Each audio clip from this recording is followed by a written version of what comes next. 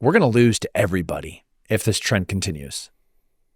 We can't win wars with the bodies that we have. We know that Americans are fatter, weaker, and softer, just overall less healthy than they've ever been before, but it actually may be even worse than you thought it was. 77% of US 17 to 24-year-olds could not join the military. The American Department of Defense recently did an analysis of 17 to 24-year-olds and found that 77% were unqualified to serve in the military due mostly to obesity, drug abuse, physical health, or mental health. Almost half were disqualified for more than one of those reasons. That is insane. 3/4 of young people, I think it was 17 to 24, don't even qualify to serve in the military. And military PT tests are not that challenging if you're a relatively fit individual. Yeah. This is, when we talk about strategic level issues like national security problems, anybody looking at that number, from the SEAL teams to the Green Berets to Ranger, those select their populations from a larger general population from combat arms. Combat arms gets their people from this larger population of people. So like as the arrowhead gets a little bit more narrow, the availability of people to fund these small groups, to these middle-sized groups, to these potentially larger groups are just shrinking and shrinking and shrinking. This is we are going to get to a point where we basically have no elite soldiers, no special ops people. This is a big, scary problem. We're going to lose to everybody if this trend continues. We can't win wars with the bodies that we have. Because the catchment area of the normal people feeds into the catchment area of the normal soldiers, feeds into the catchment area of the semi-elite, into the absolutely elite. And if the bottom rung of the ladder, which is population, is bad, that trickles all the way up to the very top. Yeah, the Department of Defense is always a parallel. It's just a reflection of what society is at large, right? And when you look at society at large right now, they are just that. They are very large. They're obese. They're gelatinous blobs of broken minds. They don't know if obese, gelatinous blobs of broken minds. I'd say that's pretty accurate. They're a boy or a girl. They definitely have never jumped out of a tree before. So when they go to airborne school and they land on a static line jump and they break both their legs, it's because they've never done it before. You know, you and I grew up chasing kids and like smacking each other with sticks, you know, and this generation hasn't done that. So they're just weaker in every form of the word. I know every generation says this, but right now, statistically, we've never had a data point to show like that it has ever been this bad. I think most of us intuitively know, yeah, we're weaker, slower, fatter, less healthy, less mentally stable now in America than any time you can remember personally.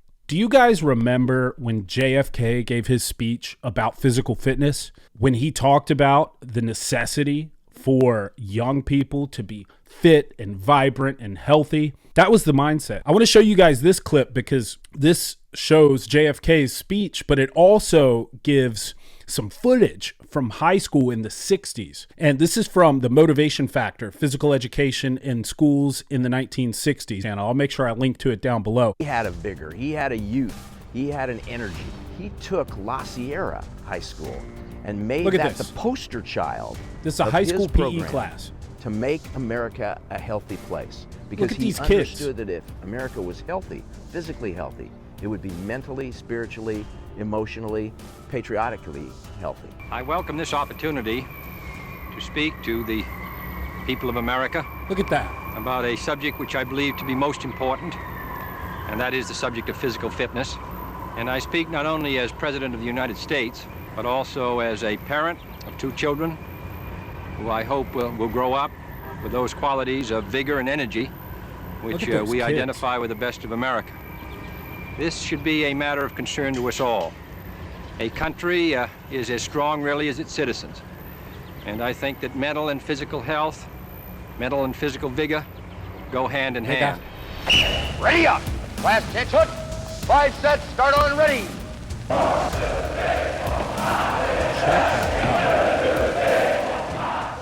I hope that we will not find a day in the United States when all of us are spectators except for a few who are out on the field, I hope all Americans will be on the field. This is a subject which should be of interest to us all. It is possible for young men to achieve difficult physical feats if they're motivated in the right direction. And I hope when we have seen the astonishing results which we have seen, look at those teenage where we've been able high school in the kids. short space of PE 2 class. and 3 months to change the physical habits and strength of our children, that this will spread to every school district in the United States. That all of us will participate, and in so doing will be better citizens and happier ones. This is a challenge for us all, children, boys and girls, college students, mothers and fathers, and all of us, I think, should welcome it. I hope all of you will join in a great national effort That to is build a insane. strong and better America through physical effort and through the contributions we can make by the drive and force we bring to our daily lives. Thank you. JFK was a Democrat, by the way. Imagine a Democrat today saying, hey, you should be fit and healthy and vibrant. You shouldn't be obese and slow and dull. Imagine a Democrat saying that today. In fact, we have publications today saying, what is it? A concern with physical fitness is a sign of right-wing extremism. Tell me how that makes sense.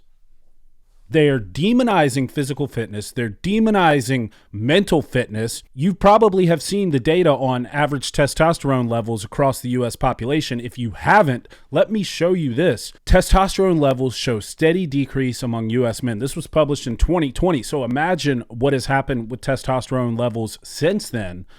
From 1996 to 2016, testosterone levels have declined in adolescent and young men. Testosterone deficiency has a prevalence of 10 to 40% among young males and 20% among AYA men aged 15 to 39. Remember, AYA is adolescent and young adult men. So from 99 to 2016, testosterone levels dropped over 20% across the population.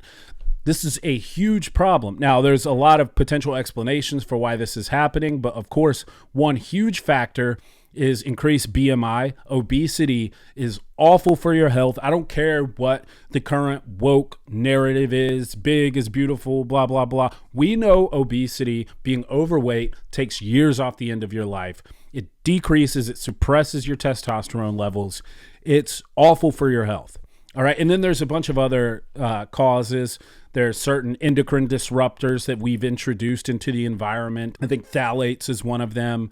There's a lot of reasons why testosterone levels have gone down in men on average. And you combine that with this participation trophy culture, demonization of masculinity, young men being told that they're toxic if they're competitive or if they're aggressive. And just so many factors have resulted in what you heard Tim Kennedy say earlier about, man, we have like no population to select from for our special forces. Obesity rates have more than doubled in adults and children since the 70s.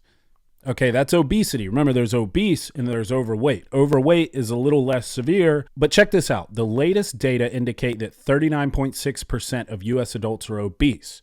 Another 31.6% are overweight and 7.7% are severely obese. 70% of our population is overweight or obese. Child obesity through the roof. This is insane, man. This is absolutely insane and sad. Look at this. 20.6% of 12 to 19-year-olds are obese. You are setting that child up for failure in life. I'm sorry. It might hurt your feelings. You might get all, well, everybody's beautiful and feelings this, blah, blah, blah. You're setting your kid up for failure if you allow them to be obese. And yeah, as a parent, you allow them to be obese. You're the one who dictates to them how they navigate this world. They're a brand new human and you're teaching them how to conduct themselves. I hear from people all the time who are like, I want to talk to my kid about eating healthy, but I'm so scared that they'll be ashamed. I'm fearful of that. I don't want them to develop a complex. It's like, bro, okay, so you're afraid of hurting their feelings. Let's just let them live a shorter life because of it. The big question is, what the hell do we do? Where do we go from here? It's one thing to acknowledge all these problems, which are rampant, pervasive, and dire. We're obese. We're mentally unwell. I didn't even talk about education, but our test scores, our proficiency in language arts or in mathematics are awful. Our military is weak and more concerned with woke ideology at the top ranks than being strong and protecting our nation. All of these things are interlinked. As Tim was talking about, if you have a general population where 77% are unfit to serve in the military, because of all the societal things we've already talked about, because of the fact that over 70% of Americans are obese or overweight, 70%, 39.6% obese, because of the fact that mental health issues are rampant, we're a much weaker country. Because who is going to protect us if we have nobody to protect us? I truly believe it starts with the individual. You've got to make a change in your life, especially if you're a man, especially if you're a parent, and especially if you have some influence. If you've got some kind of following online and you know people look up to you for what you're saying or care about what you're saying, you need to talk about this stuff and you need to make improvements in your life to be the example. It starts with you as an individual. Get your physical health in order. Get your mental health in order. Raise strong children. Teach them that it's okay to strive for excellence, that it's okay to be healthy. In fact, it's the mandate. They have to be. I truly believe that we are hanging by the thinnest of threads here. And the fate of this nation, of this beautiful experiment in constitutional republicanism, is more fragile and at risk now than ever before. And it starts with you, the individual. Andy Frisella says personal excellence is the ultimate rebellion. And at first, I agreed with that in general terms. It made sense to me. But in light of all of this, on a more granular level, it truly is the answer. You have to take action and initiative as an individual. The decay, the degradation of personal excellence has now led to us being a weaker nation, not just in a general nebulous sense, but in the ability we have to defend ourselves and protect ourselves. Let me know what you guys think. Oh yeah, and subscribe to the channel. Love you guys. Bye.